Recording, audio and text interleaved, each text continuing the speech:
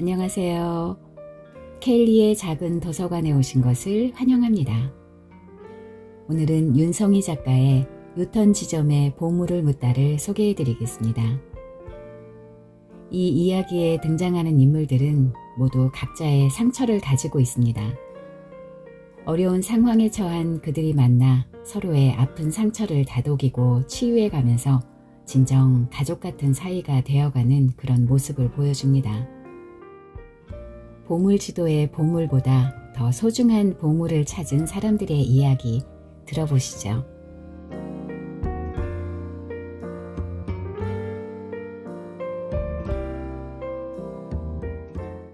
분만실 밖에서 아버지는 담배 한 갑을 다 피웠다고 한다. 텔레비전에서는 한 해가 저물어가는 거리 풍경을 보여주었다. 눈발이 흩날리고 있었다. 어머니는 8시간째 진통 중이었다. 아버지는 시계를 보면서 조금만 더 라고 혼잣말을 중얼거렸다. 아버지는 당신의 자식이 새해에 처음으로 태어나는 아이이길 바랬다. 그러면 모든 행운이 자기에게로 몰려올 것만 같았다. 가게는 몇 달째 적자를 보고 있었다. 겨울이 끝나려면 아직 멀었는데 연탄은 몇 장밖에 남지 않았다. 때마침 산부인과에서는 새해 첫 아이가 이 병원에서 태어날 경우 소아과를 무료로 이용할 수 있도록 해준다고 했다. 12월 31일 11시 34분에 언니가 태어났다. 30분만 늦게 나왔으면 좋았을걸. 아버지가 간호사에게 말했다. 그러자 간호사가 이렇게 대답했다. 걱정 마세요. 아직 뱃속에 한 명이 더 있거든요. 그 이야기를 들은 아버지는 시계를 보면서 조금만 빨리 라고 외쳤다. 1월 1일 0시 31분에 내가 태어났다. 30분만 빨리 나왔으면 좋았을 걸 그랬죠? 이번에는 간호사가 아버지에게 말했다. 어머니는 곧 중환자실로 옮겨졌다.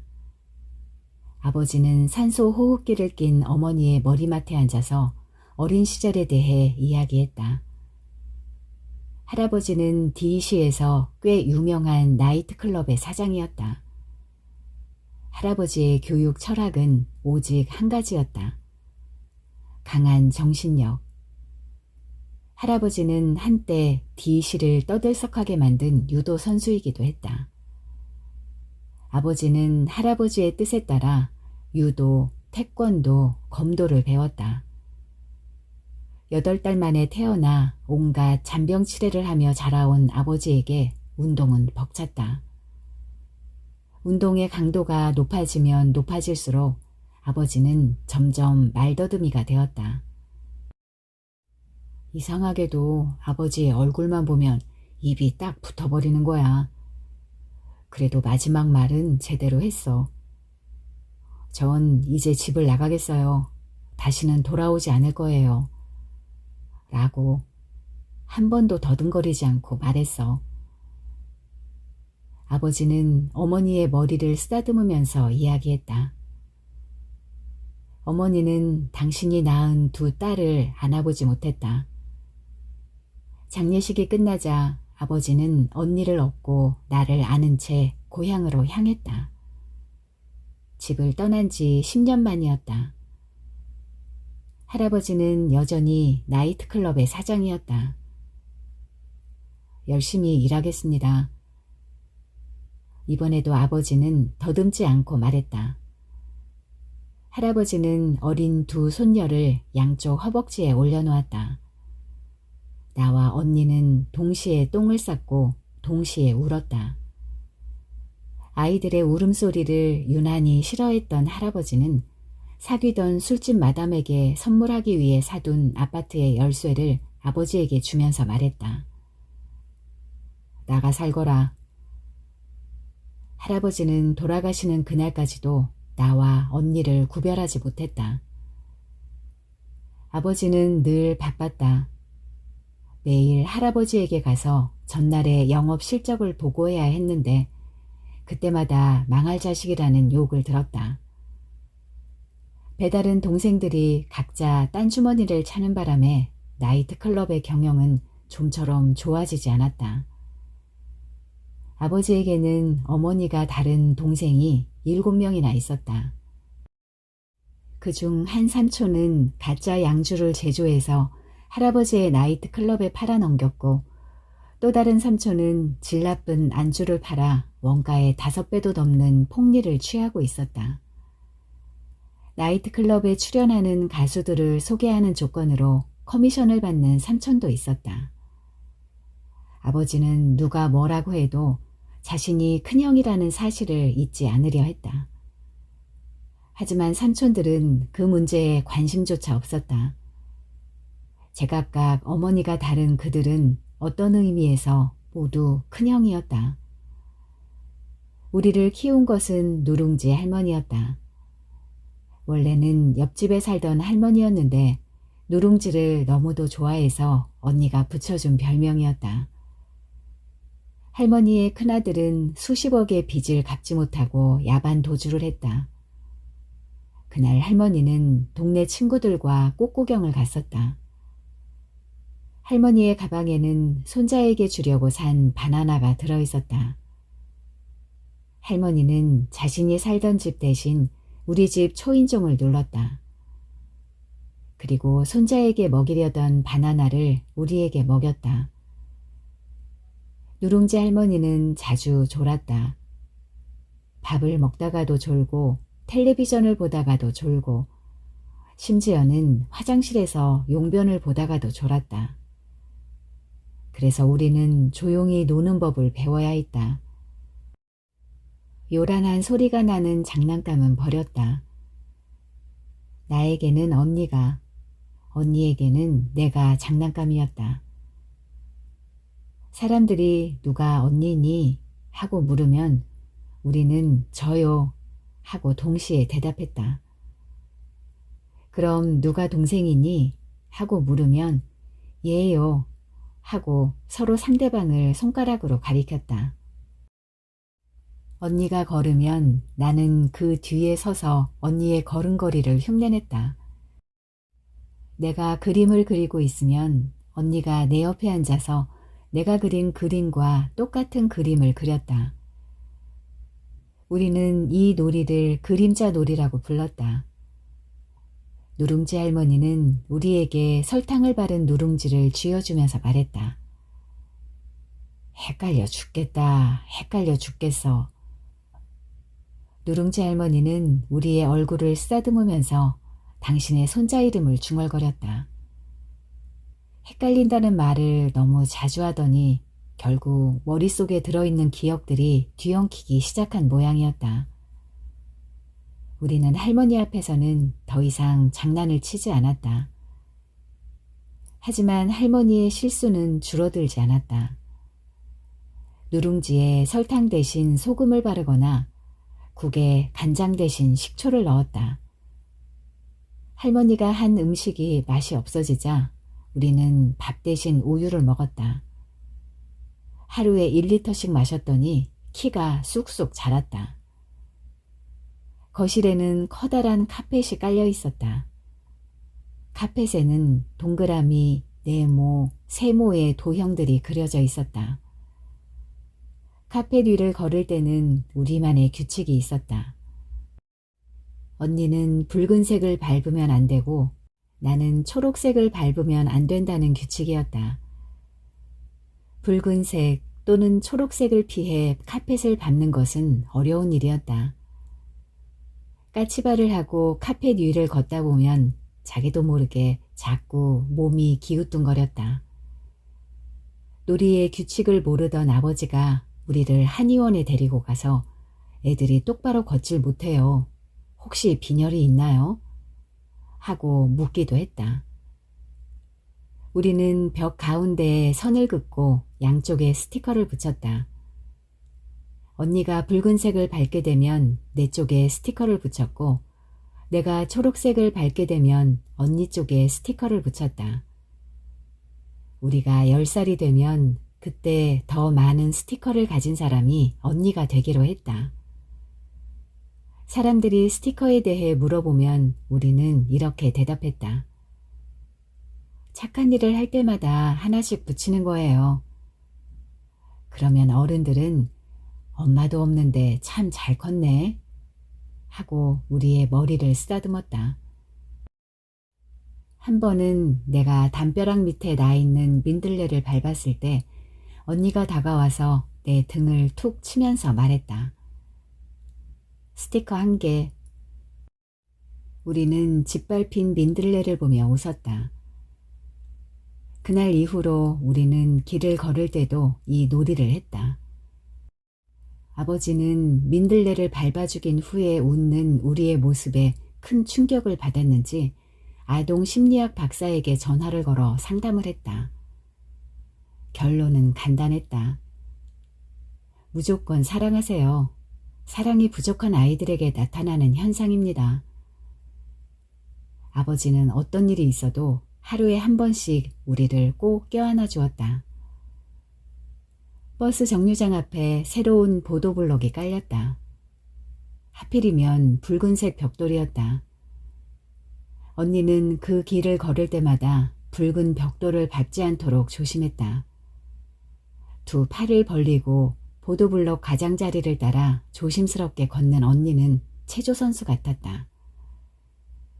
짜장면 배달을 하던 오토바이가 속도를 줄이지 못하고 달려들 때에도 언니는 그렇게 두 팔을 벌리고 있었다. 나는 혼자 초등학교에 입학했다. 아버지는 하루에 2번씩 나를 꼭 껴안아 주었다. 여전히 길을 걸을 때면 초록색은 밟지 않았다. 혹시 나도 모르게 밟게 되면 그날은 집에 돌아와 언니 쪽 벽에 스티커를 붙였다. 누룽지 할머니는 자주 언니의 이름을 불렀다. 할머니의 시선은 언제나 내 등 뒤를 향해 있었다. 내 뒤에 언니가 서 있다는 것을 아는 사람은 할머니와 나뿐이었다. 아버지가 할머니를 병원에 보낸 후 그 사실을 아는 사람은 나 혼자가 되었다. 고등학교 1학년 때 할아버지가 돌아가셨다. 개회충이 눈과 뇌로 파고들었다. 사인은 가까운 가족들에게만 알려졌다. DC에서 최초로 나이트클럽을 개업한 사람의 마지막으로는 어울리지 않는 죽음이었다. 그래서 아버지는 신문 부고란에 심장마비라고 알렸다. 말년에 할아버지는 5마리의 개를 키웠다. 한 번도 자식들을 따뜻하게 안아준 적이 없었던 할아버지는 개들을 안고 잠이 들었다. 할아버지가 돌아가시자 개보다도 사랑을 못 받았다고 생각한 삼촌들이 5마리의 개를 잡아먹었다. 병원 침대에 누워 할아버지가 했던 마지막 말은 거기였다. 삼촌들은 숨을 헐떡거리는 할아버지에게 물었다. 유언장은 어디 있어요? 어디에 두었나요? 할아버지는 검지손가락으로 병원 천장을 가리키면서 말했다. 거기. 그리고 다음 말을 잊지 못했다. 아버지가 장례식장을 지키는 사이 7명의 삼촌들은 할아버지의 집을 뒤졌다.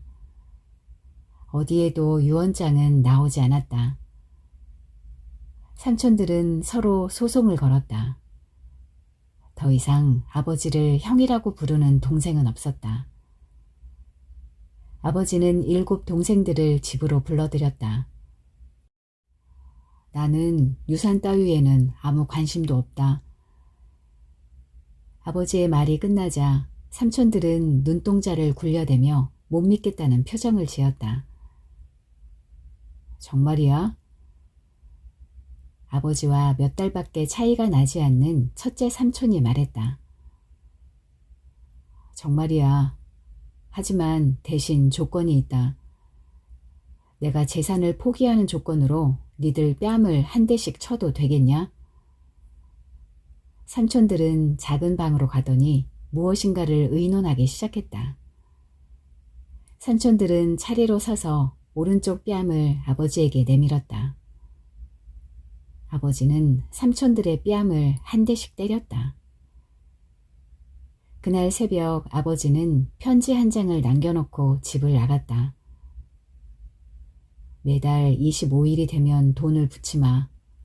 건강해라. 나는 아버지가 남긴 쪽지를 냉장고 문에 붙여두었다. 잠이 오지 않는 날이면 농에 있는 이불을 모두 펼쳐놓고 그 위를 걸었다. 어떤 날은 빨간색 무늬를 건너뛰었고 어떤 날은 노란색을, 또 어떤 날은 파란색을 건너뛰었다. 시간은 빠르게 흘러갔다. 나는 고등학교를 졸업하고 여행사에 취직을 했다. 더 이상 아버지의 도움을 받기 싫어 통장을 없앴다. 해지한 통장을 본 순간 더 이상 아버지를 만날 수 없을 것 같다는 예감이 어렴풋하게 들었다. 아버지는 기찻간에서 돌아가셨다. 아버지의 주머니에서 발견된 것은 부산행 새마을호 기차표와 10,000원짜리 4장이 전부였다. 나는 다니던 여행사를 그만두었다. 5년을 일하는 동안 나는 한 번도 여행을 가지 않았다. 5년 동안 나는 등받이가 삐뚤어진 의자에 앉아서 여행을 떠나는 사람들의 설렌 얼굴을 마주보고 같이 웃어주었다. 여행사를 그만두고 나는 부산행 새마을호 기차표를 끊었다. 5호 차량 좌석번호 25번. 아버지가 눈을 감은 자리였다. 아버지가 기차를 탔던 서울역에서 시체로 발견된 부산역 사이. 기차가 어디를 통과할 때쯤 아버지의 심장이 멈췄는지 짐작해 보면서 나는 서울과 부산을 오갔다. 큐를 만난 것은 서울과 부산을 왕복한 지 7번째 되었을 때였다. 그는 내가 예약한 25번 좌석에 앉아 있었다. 잠을 자는지 눈을 감고 있었다. 이봐요. 나는 큐의 어깨를 흔들면서 말했다. 여기 제 자리거든요. 한참이 지나도 큐는 눈을 뜨지 않았다. 큐는 눈을 감은 채 무슨 노래인가를 흥얼거렸다. 노래에 맞춰 손바닥으로 무릎을 두드리며 박자를 맞추고 있었다. 나는 큐의 손을 내려다보았다. 손마디마다 굳은 살이 박여 있었다. 이봐요. 안 자고 있는 거 다 알아요. 얼른 자리 바꿔주세요. 내 말이 끝나자 큐가 픽 하고 웃었다. 덩치에 어울리지 않게 큐의 양 볼이 붉어졌다. 우리는 삶은 달걀을 사서 2개씩 나눠 먹었다.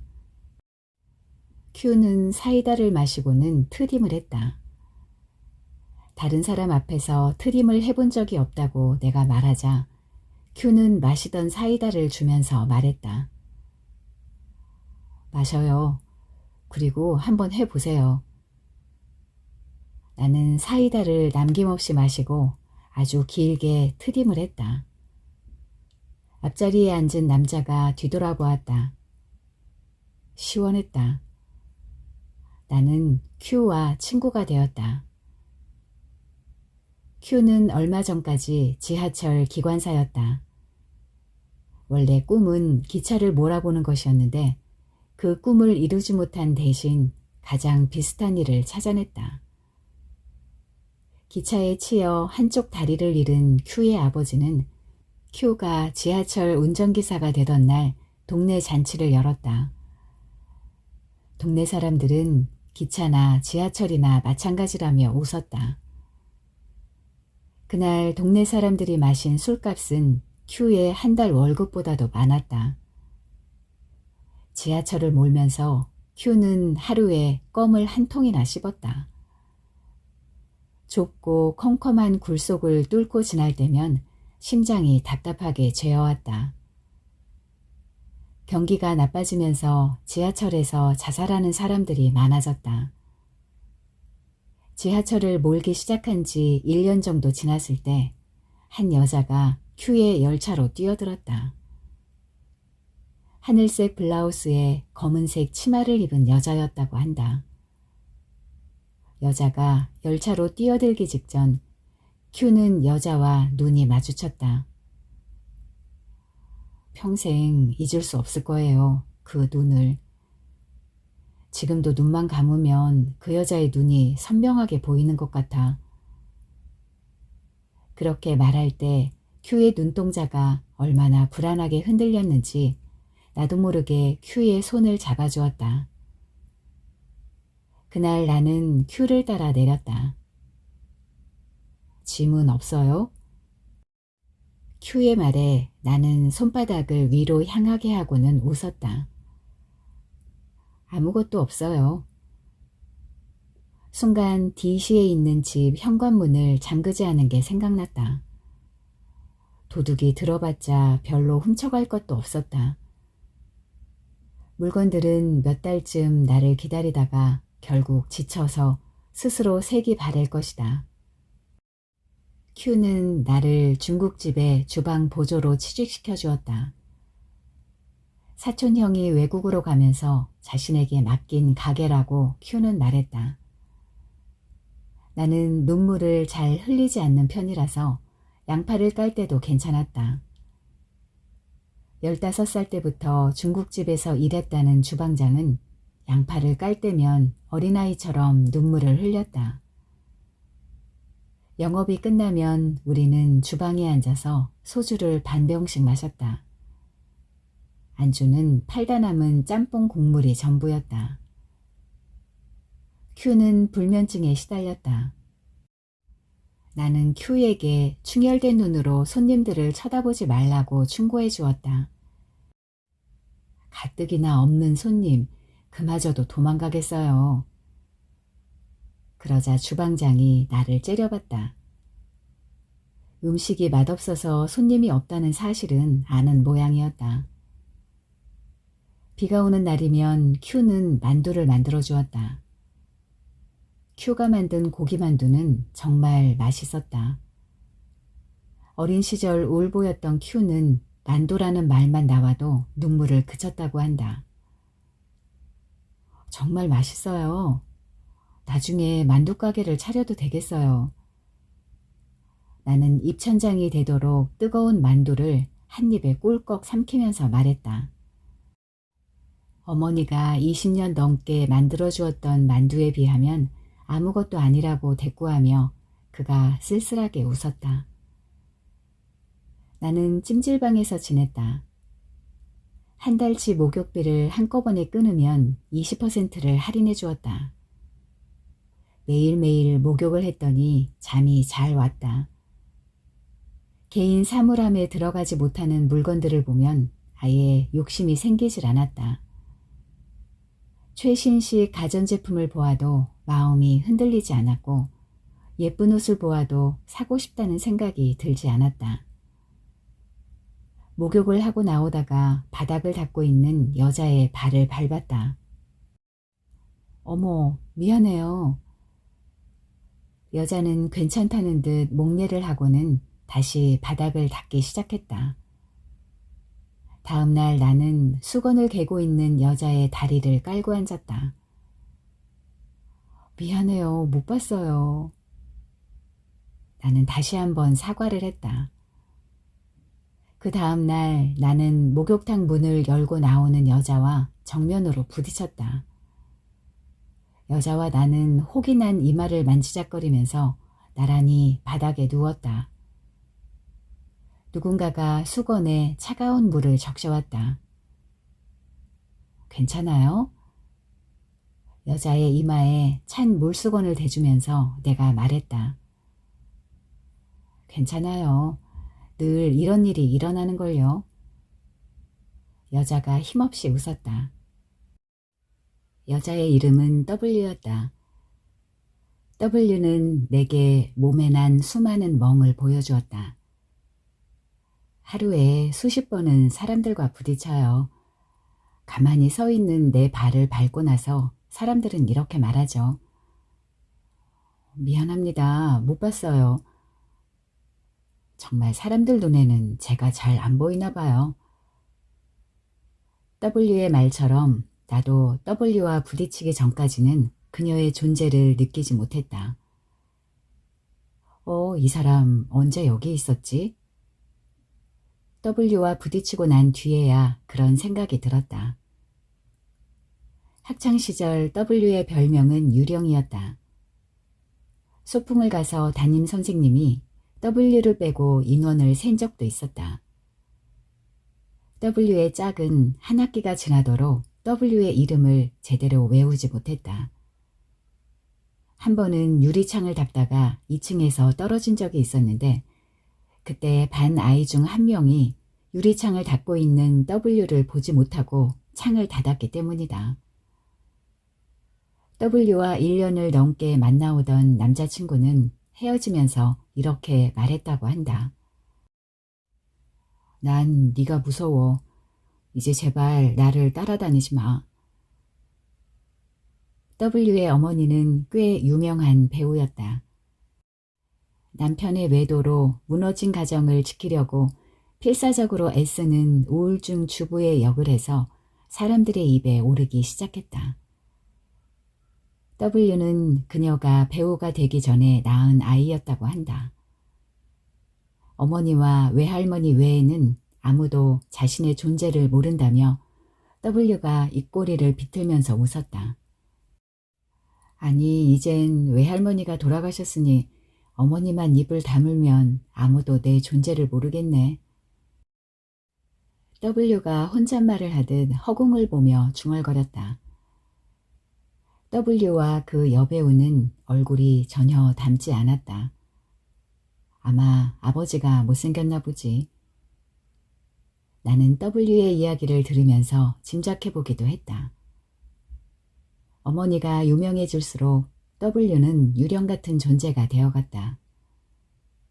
어머니가 연기상을 받던 2년 전 그날 W는 길을 가다가 자신의 그림자가 보이지 않는다는 것을 알고 깜짝 놀랐다고 했다. W와 나는 자주 냉면을 먹으러 다녔다. 우리는 뜨거운 탕에 30분 정도 몸을 담그고 난 뒤 젖은 머리카락을 흩날리며 냉면집을 찾아다녔다. W는 매운 것을 잘 먹었다. 이렇게 매운 것을 먹으면 머릿속이 텅 빈 것 같거든. W는 질긴 면을 입으로 꾸역꾸역 집어넣었다. 매운 음식이 식도를 타고 내려가는 순간 W는 자신이 살아있음을 느낀다고 했다. W는 자신이 만든 아주 매운 소스를 늘 가지고 다녔다. 냉면이 나오면 자신이 만든 소스를 더 넣어서 먹었다. 나도 조금씩 W가 만든 매운 소스를 먹기 시작했다. 우리는 얼얼한 혓바닥을 쭉 내밀고 숨을 쉬었다. 고춧가루가 다이어트에 효과가 있다는 말이 사실인지 살이 조금 빠지기도 했다. 중국집 문을 닫는 날이면 Q가 찜질방으로 왔다. W가 일을 하는 동안 나와 Q는 요가를 배우고 재즈 댄스를 배웠다. 목이 마르면 식혜를 사서 마셨다. 너무 달았지만 살얼음이 뜰 정도로 차가워서 마시고 나면 가슴속까지 시원해졌다. 가족 단위로 찜질방을 찾는 사람들이 많아지면서 다양한 게임을 즐길 수 있는 방이 생겼다. W의 일이 끝나면 우리 셋은 게임방으로 가서 말 옮기기 게임을 했다. 과일 숫자를 맞히는 게임이나 앞서가던 돼지를 잡는 게임도 했다. 사람들은 둥그런 탁자에 앉아서 주사위를 굴렸다. 블록이 무너지면 사람들이 와 하고 좋아라 했다. 여기저기서 뿅망치 두드리는 소리가 들렸다. 내기가 없는 게임은 싫다고 Q가 말했다. 그래서 우리는 한 게임당 1,000원씩 걸었다. 나는 3만 원을 잃은 날도 있었다. 돈을 가장 많이 딴 사람이 미역국을 샀다. 그런데 왜 찜질방에서는 미역국을 팔아요? 매점 아주머니에게 물어봤지만 대답해주지 않았다. 미역국을 먹고 나면 각자 흩어져서 늘어지게 잠을 잤다. 우리는 밖의 날씨가 어떤지에 대해 관심이 없었다. 일기예보는 보지도 않았다. Q가 누워있는 W의 발목을 밟아서 인대가 늘어나기도 했지만 늘 그렇듯이 W는 아무렇지도 않은 표정을 지었다. 하루는 셋이 고스톱을 치고 있는데 고등학생으로 보이는 앳된 여자애가 다가왔다. 저도 같이 하면 안 될까요? 넷이 치면 한 사람은 광을 팔아야 한다며 Q가 투덜거렸다. 광을 판 사람은 주로 W였다. 고스톱을 치면 돈을 잃는 법이 없는 Q가 여자애에게 내리 돈을 잃었다. 자신의 지갑에 있는 10,000원짜리가 고스란히 여자에게로 가자 마침내 Q가 화를 내면서 말했다. 사실대로 말해. 너 고등학생이지? 고등학생이 노름을 하면 돼? Q의 입에서 굵은 침이 튀었다. 고등학생인 여자애가 나와 W의 어깨에 팔을 얹고는 아주 나지막하게 속삭였다. 제가 비밀 하나 알려드릴게요. 사실 저에게는 보물지도가 있는데 생각 있으면 저랑 같이 찾으러 가실래요? 가출한 고등학교 2학년짜리 여자애들이란 거짓말을 밥 먹듯 한다고 Q가 말했다. 고등학생이 지갑을 꺼내 그 안에서 반듯하게 접힌 종이 한 장을 꺼냈다. 거기에는 정교하게 그려진 지도가 있었다. 아버지는 이 지도를 10년 전부터 금고에 보관해 두었어요. 다 이유가 있기 때문에 그런 거 아니겠어요? 고등학생은 누가 자신의 말을 엿듣지는 않는지 살피기 위해 사방을 두리번거렸다. 고등학생의 말을 들을수록 보물이 정말로 있는 것처럼 느껴졌다. 그렇지 않고서야 가출을 하면서 다른 것도 아니고 달랑 지도 하나만을 들고 나왔겠는가. 우리는 밤새 잠을 이루지 못했다. 다음 날 내가 내린 결론은 이거였다. 거짓말을 믿는다고 해서 세상이 망하지는 않지. Q가 내린 결론은 이랬다. 진짜 보물이 나오면 4등분 해야 해. W는 우리 둘의 얼굴을 천천히 살펴본 다음에 말했다. 우리 셋은 지금 몹시 심심해. 만일을 위해 운전을 할 줄 알아야 한다고 Q는 말했다. Q의 충고에 따라 나와 W는 운전을 배웠다. 운전면허를 따는데 2달이나 걸렸다. 그 사이 새벽마다 동네 뒷산을 올랐다. 고등학생이 보여준 지도에 의하면 보물은 산 정상에 있었다. 체력이 좋아야만 보물을 짊어지고 내려올 수 있을 것이라고 우리는 생각했다. 처음에는 약수터까지밖에 못 가겠더니 며칠이 지나자 정상까지도 숨이 가쁘지 않았다. 일찍 일어나 보니 새벽이 생각보다 훨씬 수다스럽다는 것을 알았다. 고등학생은 우리가 동네 뒷산을 오르고 운전을 배우는 동안 지도에 있는 산이 어느 산인지를 알아내는 일을 맡았다. Q는 중학교 동창을 통해 중고 트럭을 하나 구입했다. 좌석이 4개 있는 트럭이었다. 등산용품 전문점에 가서 커다란 배낭을 4개 샀다. 침낭을 갖는 게 소원이라고 해서 Q에게 침낭을 하나 선물해 주었다. 그랬더니 Q는 그날 밤 뒷산에 올라가 내려오지 않았다. 이 침낭 정말 따뜻해. 다음 날 산에서 내려온 큐의 얼굴에는 수십 방의 모기 물린 자국이 있었다. 긴 장마가 끝난 후 마침내 우리는 출발했다. 삽 2자루와 곡괭이 2자루를 트럭에 싣고서. 트럭에서는 담배 냄새가 심하게 났다. 에어컨은 작동되지 않았다. 창을 열자 날벌레들이 달려들었다. 큐가 창밖으로 고개를 내밀고 침을 뱉었다. 바꿀까요? W가 말했다. 큐가 고개를 끄덕이고는 갓길에 차를 세웠다. W가 운전석 쪽으로 자리를 바꾸려는 순간 고등학생이 말했다. 그런데 두 분 이종 면허 따신 거 아니에요? 나와 W가 동시에 대답했다. 그게 가장 따기 쉽다고 해서. 그런데 뭐가 문제야? 우리의 말을 들은 큐가 허공을 향해 욕을 하기 시작했다. 이런 멍청한 것들. 고속도로를 빠져나오자 고등학생이 길 안내를 하기 시작했다. 오른쪽으로 가세요. 이대로 한참을 달리다 보면 Y자로 갈라지는 길이 하나 나올 거예요.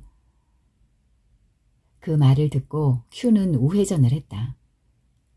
하지만 아무리 달려도 Y자로 갈라지는 길은 나오지 않았다. 고등학생은 차를 세우게 하고는 지도를 들고 가로등 밑으로 뛰어갔다. 실내등이 켜지지 않았던 것이다. 한참 만에 돌아온 고등학생이 웃으면서 말했다. 미안해요. 아까 그 삼거리에서 왼쪽으로 가야 해요. 큐가 창밖으로 고개를 내밀고 욕을 했다. 이런 멍청한 것. 차는 비포장도로를 한참 달렸다. 차가 덜컹거릴 때마다 W는 밭은 기침을 했다. W가 창밖으로 가래를 뱉으려는 순간 차가 멈추었다. 요란한 소리를 내던 엔진이 갑자기 조용해졌다. 솔직히 말해봐요. 이 트럭 얼마 주고 샀어요? 바퀴를 걷어차며 내가 물었다. 80만 원. 큐가 마른 세수를 하면서 대답했다. 고등학생이 가지고 있는 지도에 의하면 10km 정도 더 가면 산 어귀가 나온다고 되어 있다. 우리는 삽과 곡괭이를 각자 하나씩 들고 밤길을 걷기 시작했다. 큐는 걸어가는 내내 차를 판 중학교 동창 욕을 했다. 내가 예전에 200만 원 꾼 거 안 갚았다고 이렇게 복수를 하냐? 나쁜 자식.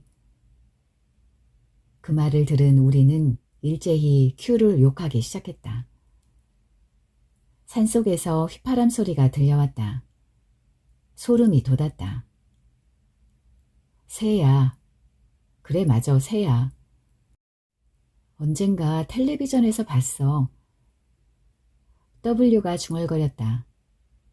그러고는 자기도 따라서 휘파람을 불었다. 마침내 산 아래에 도착하자 새벽이 밝아오기 시작했다.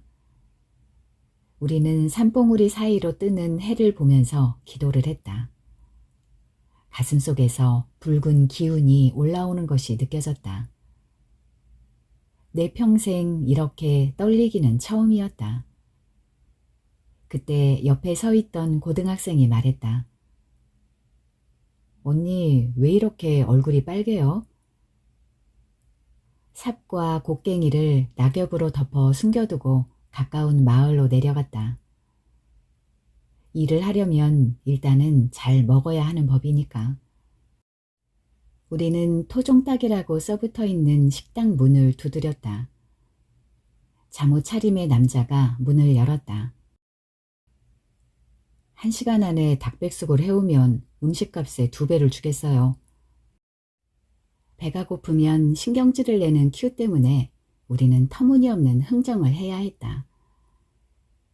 식당 남자는 잠옷을 입은 채로 닭을 잡으러 갔고 식당 여자는 머리도 빗지 않고 세수도 하지 않은 채로 음식을 차리기 시작했다. 주문한 지 정확히 56분 만에 음식이 나왔다. 우리는 닭 2마리를 10분 만에 먹어 치웠다.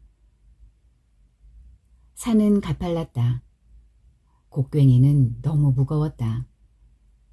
게다가 손잡이가 길어서 경사진 언덕을 오르는데 거추장스럽기만 했다. 있잖아, 산만 있어도 되지 않을까? 땅을 보니 그리 딱딱한 것 같지도 않고.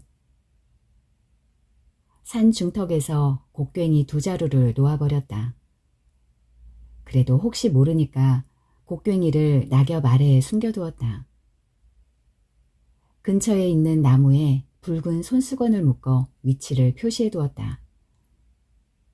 고등학생이 수첩에 산 중턱 붉은 손수건 나무 동쪽으로 3m 라고 적어두었다. W가 망원경을 주었다. 나무에서 새소리가 들리면 W는 걷다 말고 서서 망원경을 꺼냈다. 그러고는 새가 어느 나무에 앉아 있는지를 찾기 시작했다. W 때문에 산을 오르는 걸음은 더욱 더뎌졌다. 고등학생이 나뭇가지에 걸려있는 모자를 발견했다. 모자는 손이 닿지 않는 가지에 걸려 있었다. W의 망원경을 빌려 모자를 살펴본 뒤 고등학생이 말했다. 제가 좋아하는 상표예요. 우리는 돌을 주어 나뭇가지에 걸린 모자를 향해 던졌다. 떨어질 듯 하면서도 모자는 떨어지지 않았다. 집에 돌아가면 똑같은 것을 사주기로 약속한 후에야 고등학생은 모자를 포기했다. 마침내 지도에 그려진 대로 산 정상 부근에서 커다란 바위 3개를 발견했다. 자, 기념으로 담배나 한 대씩 피우죠. 고등학생이 배낭에서 담배를 꺼냈다. 우리는 커다란 바위 위에 둘러앉아 담배를 피웠다. 나도 W도 Q도 처음 피워보는 담배였다. 나와 W와 Q가 각각 3개의 바위에 섰다. 하나, 둘, 셋, 넷. 그러고는 똑같은 보폭으로 걸었다. 우리 셋이 만나는 지점에 고등학생이 동그라미를 그렸다. 자, 파죠. 땅 파는 일은 쉽지 않았다. 처음에는 나와 W가 땅을 팠다. 금방 손바닥에 물집이 잡혔다. 무릎이 들어갈 정도로 땅을 팠지만 아무것도 나오지 않았다. 숨이 찼다. 둘이서 1.5리터의 물을 한 번에 다 마셨다. Q와 고등학생이 땅을 파는 동안 나와 W는 망원경을 보며 놀았다. 저기 뭐가 있는 것 같아? W가 100m쯤 떨어진 곳을 손가락으로 가리켰다. 나뭇잎에 가려서 무엇인지 자세히 알 수가 없었다. 경사가 심한 내리막길이었지만 우리는 나뭇가지를 붙잡아가면서 천천히 내려갔다. 미끄러지면서 주황색 풀꽃을 밟았다. 놀란 벌이 요란한 날개짓을 해댔다. 나뭇잎에 가려진 것은 버려진 등산화였다. 등산화가 버려진 곳에서 얼마 떨어지지 않은 곳에 선글라스를 발견하기도 했다. 어때? 어울려요? 나는 선글라스를 낀 채 하늘을 올려다보았다. 정말 근사하네요. W가 박수를 치면서 대답했다. 1m를 팠더니 커다란 바위가 나왔다. 그리고 그 바위를 가느다란 나무 뿌리들이 감싸고 있었다. 나는 구덩이에 조금 전 주운 등산화와 선글라스를 던졌다. W는 망원경을 던졌다. 고등학생은 담배와 라이터를 내려놓았다. 그러고는 수첩을 꺼내 조금 전 곡괭이를 숨길 때 적었던 메모를 찢어 담뱃갑 사이에 끼웠다. 큐는 트럭 열쇠를 집어던졌다. 우리는 도로 구덩이를 덮었다. 고속버스를 타고 집으로 돌아오는 내내 서로 한마디도 하지 않고 잠을 잤다. 고등학생은 시내에서 가장 큰 서점으로 가서 지도책 사이에다 보물지도를 끼워두고 왔다. 보물을 찾으러 갔다 온 사이 주방장이 도망을 갔다. 주방에 있던 그릇들과 냉장고에 가득 들어있던 음식 재료들과 배달용 오토바이를 가지고 사라졌다. 큐는 주방 바닥에 주저앉아 어린아이처럼 울었다. 그만 울고 싶을 때까지 울어요. 나는 큐의 등을 두드리며 말했다. W가 밖으로 나가더니 어딘가로 전화를 걸었다. 잠시 후에 냉면 4그릇이 배달되었다. 이럴 땐 매운 음식 먹는 게 최고예요. W가 가방에서 매운 소스를 꺼냈다. 맞아요. 슬퍼서 울었다고 말하는 것보다 매워서 울었다고 말하는 게 덜 쪽팔리잖아요. 고등학생이 냉면을 비비면서 말했다. 빈 주방 바닥에 앉아서 우리는 아주 매운 냉면을 먹었다. W는 특별히 Q의 냉면에 자신의 소스를 듬뿍 넣어주었다. 그때 내 머릿속을 무엇인가가 스치고 지나갔다. 그래, 바로 이거야. 내가 두 주먹을 불끈 쥐고 외쳤다. 나는 Q의 중국집 자리에 만두 가게를 차리자고 했다. 메뉴는 만두와 쫄면. Q는 만두를 만들고 W는 쫄면을 만들면 될 것 같았다. 주문받고 음식 나르는 일은 나하고 이 녀석하고 둘이 하면 되지 않겠어? 나는 고등학생의 머리통을 살짝 건드리면서 말했다. 그러자 고등학생이 나도 끼워줘서 고마워요 하고는 훌쩍거렸다.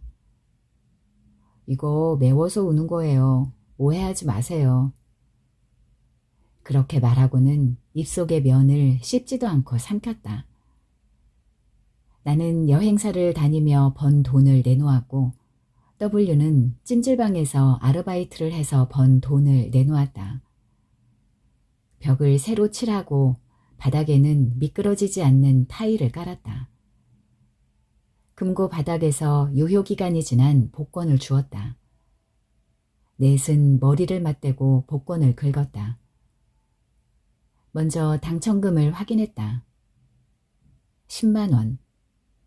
당첨 숫자는 5였다. W가 천천히 동전을 움직였다. 5라는 숫자가 서서히 윤곽을 드러냈다. 에이, 아쉽다. 날짜만 안 지났어도. 고등학생이 연방 아쉽다는 말을 했다. Q는 복권을 카운터 벽에 붙여놓았다. 이게 우리에게 행운을 가져다 줄 거야. 고등학생이 Q의 만두를 먹어보고는 한마디 충고를 했다. 피를 좀 더 얇게 했으면 좋겠어요. 얇으면서도 쫄깃한 맛이 나게요. 그 말을 듣고 Q는 3일 동안 주방에서 나오지 않았다. 얇은 피를 만들기 위해 5포대가 넘는 밀가루를 반죽해댔다. W의 쫄면을 먹어본 뒤 고등학생이 말했다. 우리 쫄면의 핵심은 매운맛이에요. 그러니까 단순하게 한 가지 쫄면만 팔지 말고 매운맛에 등급을 매겨서 팔았으면 좋겠어요.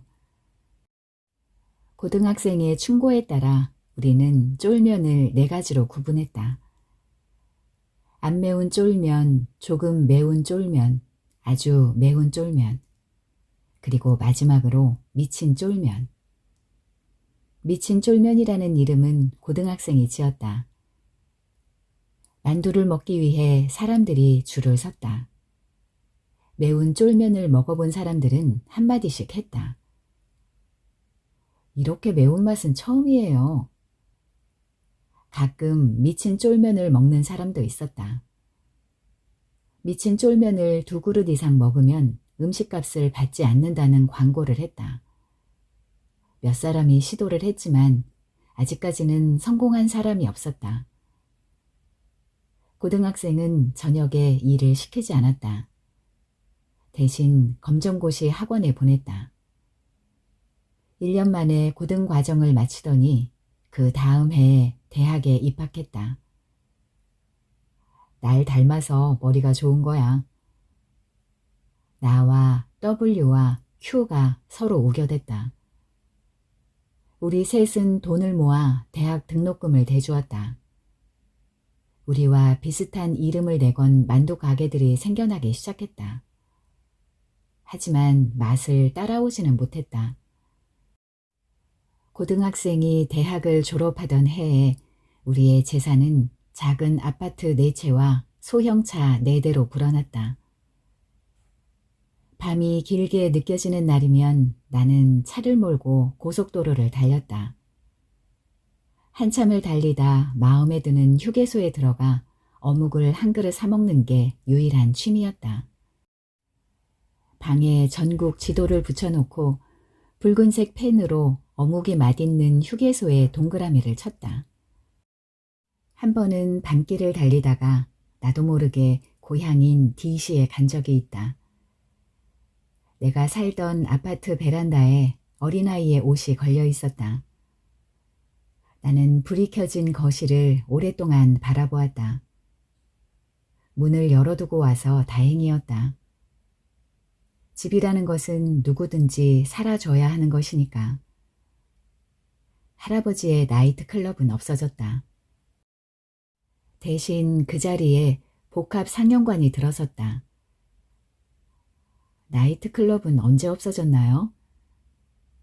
나는 길 건너 노점상에게 물어봤다. 벌써 없어졌지. 말도 마. 그 아들들끼리 서로 싸우고 난리였잖아.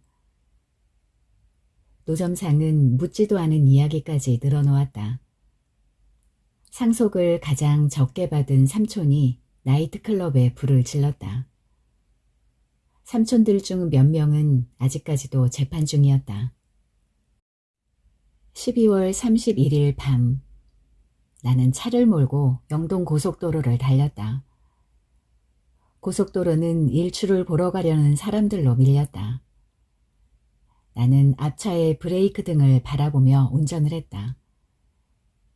시계가 11시 34분을 가리켰다. 생일 축하해, 언니. 나지막하게 중얼거렸다. 언니가 몇 년만 더 살았다면 틀림없이 내 스티커가 더 많았을 거야. 그러면 내가 언니가 될 수 있었을 텐데. 치사해. 내 목소리가 라디오 음악 소리에 묻혀버렸다. 여주 휴게소에서 어묵 한 그릇을 사 먹었다. 국물을 마시다 말고 나는 내게 말한다. 생일 축하해.